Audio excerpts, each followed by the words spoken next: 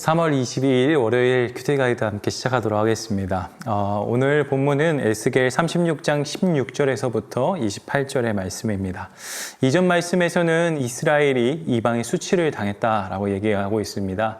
그 중에 에돔이란 나라에 집중해서 그 에돔이란 나라를 통해서 큰 고통을 받았다 이렇게 이야기하고 있지만 하나님께서는 다시 이스라엘을 회복시키시고 살리시겠다 말씀하셨습니다.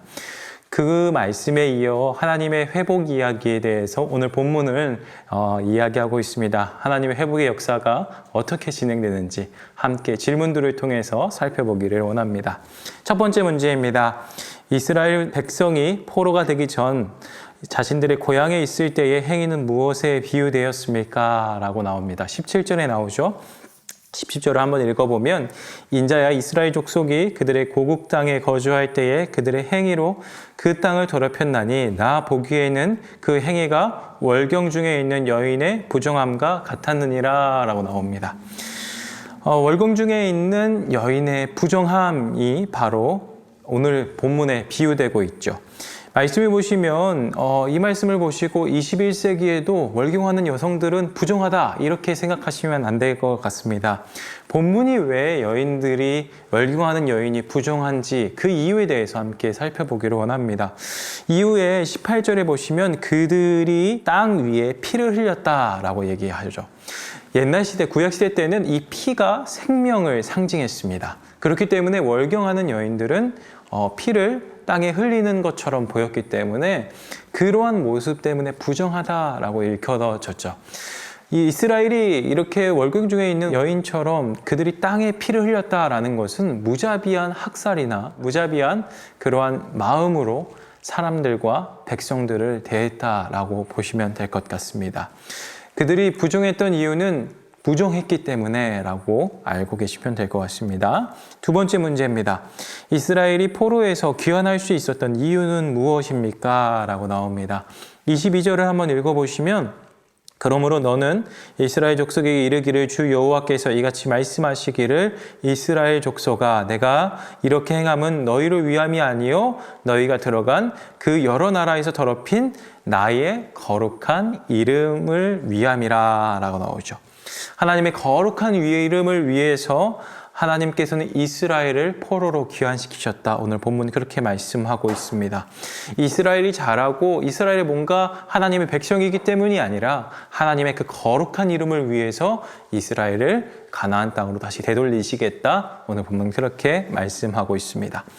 세 번째 문제입니다. 본토로 돌아올 이스라엘 백성에게 하나님께서 먼저 행하실 일은 무엇입니까? 라고 나오죠.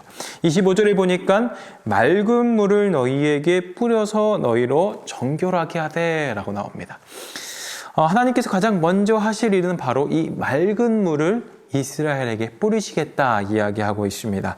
이 맑은 물은 어떤 일을 행합니까? 바로 너희의 모든 더러운 것과 모든 우상 숭배에서 너희를 정결하게 할 것이다. 오늘 본문 그렇게 말하고 있죠. 원문으로 보면 이 뿌리다라는 것과 이 정결하다라는 이 의미가 동일한 의미입니다. 그렇기 때문에 하나님께서 이 이스라엘 백성에게 정결하게 하겠다, 깨끗하게 하겠다라는 의지를 오늘 본문을 통해서 볼 수 있습니다. 연구와 묵상을 한번 넘어가 보길 원합니다. 여호와의 규례를 행하여 하나님의 백성이 되기 위해 선행되어야 하는 마음의 상태는 어떠한 것인지 묵상해 봅시다 라고 나오죠. 문제에서는 26절에서부터 28절까지라고 하지만 25절도 함께 봤으면 좋겠습니다. 선행되어야 되는 마음이 어떤 것일까요? 25절에 보면 더러운 것과 모든 우상 숭배를 먼저 떨쳐 버려야 되죠. 그리고 새 마음, 즉 하나님의 새 마음으로 하나님의 말씀, 하나님의 율법과 규례를 지켜 행해야 되는 것이 바로 하나님의 백성이다. 오늘 본문이 그렇게 말하고 있습니다. 이 두 가지는 따로 떨어져 있는 것이 아니라 우리 마음 가운데 우상 숭배를 벗어버리게 되면 자연스럽게 하나님의 법과 하나님의 율례를 따를 수 있다. 오늘 본문 그렇게 이야기하고 있습니다.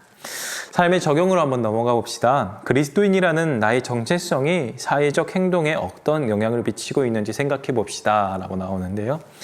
사실 이 문제는 정말 까다로운 문제일 수도 있을 것 같습니다. 사실 우리가 그리스도인이다라는 것 때문에 사회적으로 뭔가 엄청난 영향력을 끼치기에는 그렇게 이런 경우가 많지는 않으리라 생각이 듭니다. 오히려 지금 시대에서 우리가 그리스도인이라는 것이 참 어떻게 보면 부끄럽고 자랑할 수 없는 위치라고까지 생각이 드는데요.